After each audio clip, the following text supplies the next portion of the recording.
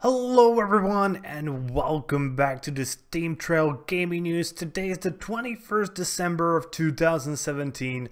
My name is Kralizec and I will be your host for the evening. Today we got 3 topics for you. We're gonna start with Apple and their stance on loot boxes. Then the fact that Cuphead sold over 2 million copies just in 2017.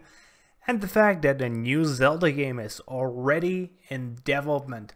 But let's begin our story with Apple, as this is probably the biggest story of today.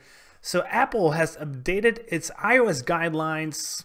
They are talking about loot boxes in games that can be found on their platform. Obviously this is mostly gonna be about mobile games, but that is actually the point where these guidelines are needed the most. Obviously, they didn't just ban loot boxes altogether, because they would have to ban like 8/10 of the games that are available on mobile, because everybody's using loot boxes these days, especially in mobile. But with what they said that needs to now happen, this is in section 3.1.1. This is a section of their guideline that talks about in-app purchases, otherwise known as microtransactions. It states that apps offering loot boxes or other mechanisms that provide randomized virtual items for purchase must disclose the odds of receiving each type of an item to customers prior to purchase.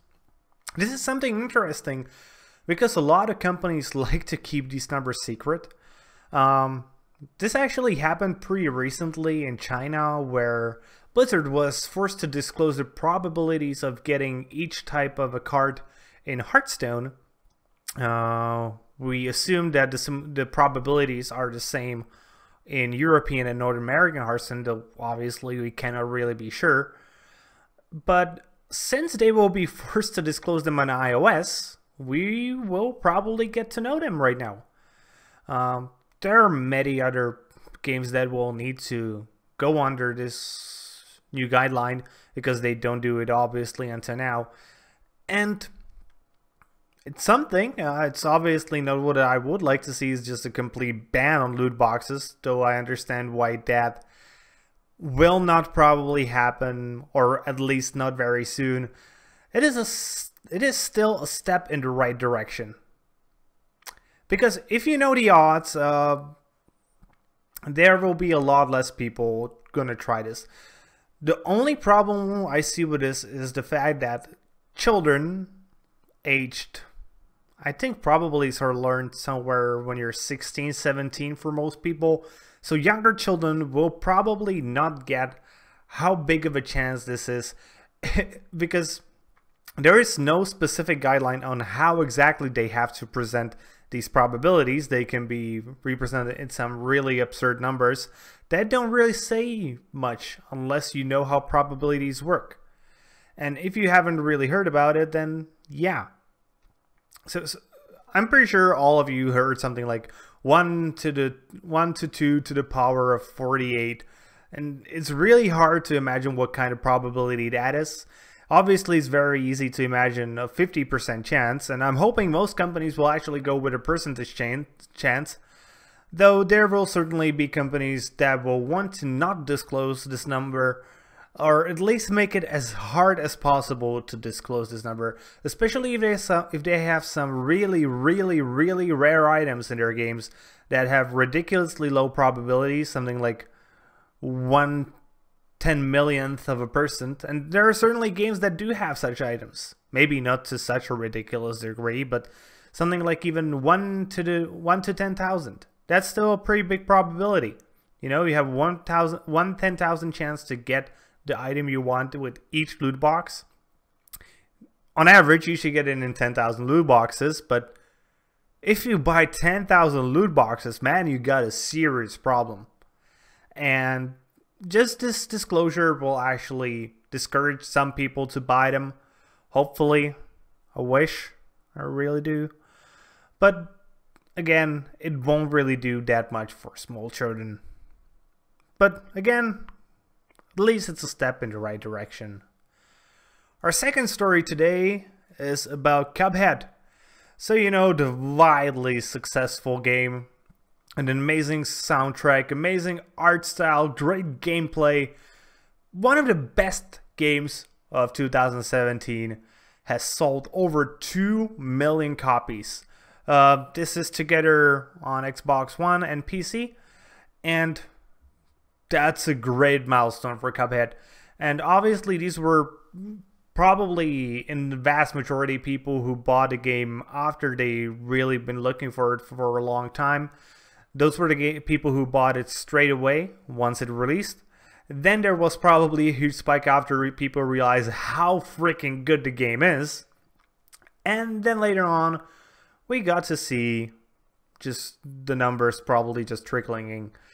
I'm going to say that we can expect probably at least 3, maybe even 4 million copies of Cuphead to be sold after 2018.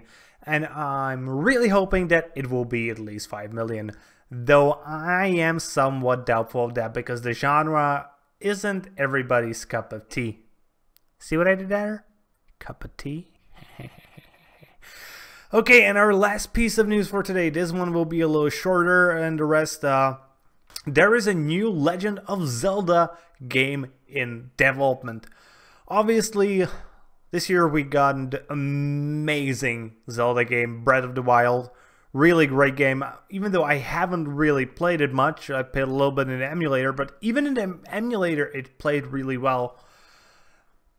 But I watched some people play it, and it is just you can see that it is a good RPG. And it is sort of surprising to me to actually learn that there is a new Zelda game already in development. I was suspecting that they would actually try to milk Breath of the Wild a bit more with DLC here, DLC there, expansion here, expansion there, and then they would maybe move on to a new game. But it seems that they do actually want to follow up in this. We don't really have information whether it will be a Switch game, whether it will be, I don't know, a mobile game even, or just an old platform game, though I'm going to suspect that it's going to be a Switch game or a 3DS game. That's like literally the only other option where we could see a new Zelda game in the near future. If it would be on the 3DS, I'm going to guess that it's going to be a top-down RPG. If it's on to be Switch, it will pretty obviously just be a successor to Breath of the Wild. And man, I would not want to be the developers of a successor to Breath of the Wild, because that will take some big shoes to fill. But again, I'm really looking forward to it, even though I probably won't get to play it. I will, at the very least, look at a few hours of Let's Plays from the game. And with that being said, that's going to be it for today, guys. I hope you enjoyed today's video. If you did, please consider liking us and subscribing to our channel here on YouTube. If you are watching this on Steemit, please consider upvoting our post and following our blog, because we will be your daily source of gaming news every single day. That is sort of the point of the word daily. And if you have anything to comment, be sure to leave a comment. And that's it. So see you guys later with more gaming content.